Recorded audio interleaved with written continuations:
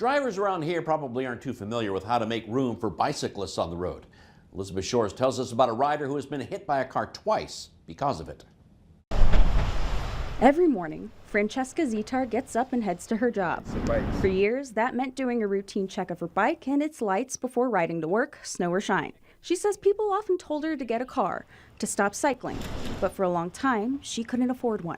Her alternatives were coordinating rides from friends or using a rideshare app.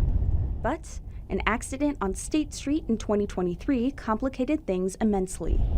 I had to go to the hospital and I had a broken collarbone, hip, and right leg. She doesn't blame the driver for that accident. She says she made a left turn she shouldn't have. 10 months later, while she was riding on Main Street, though. I was just riding my bike away from the river, and somebody just came behind and hit me.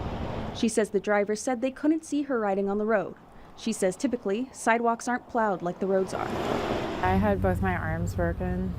Oh my gosh. Yeah, and they're still recovering. They still look pretty funny. She says it often feels safer to share a lane rather than riding in the bike lane.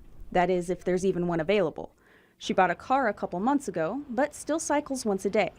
But she still worries about what could happen.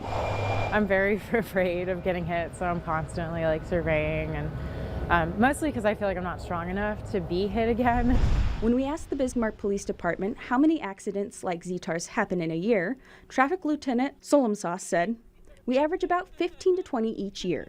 It's usually evenly blamed between the vehicle driver and the bicycle rider committing the violation. We don't determine fault, though." Zitar encourages other cyclists to pay attention to their surroundings and follow the rules of the road, and encourages drivers to have patience with them. In Bismarck, I'm Elizabeth Shores reporting for your news leader. She says she didn't receive any monetary aid for the second accident, but Medicaid covered the medical costs. Because of her injury, she wasn't able to work for a while.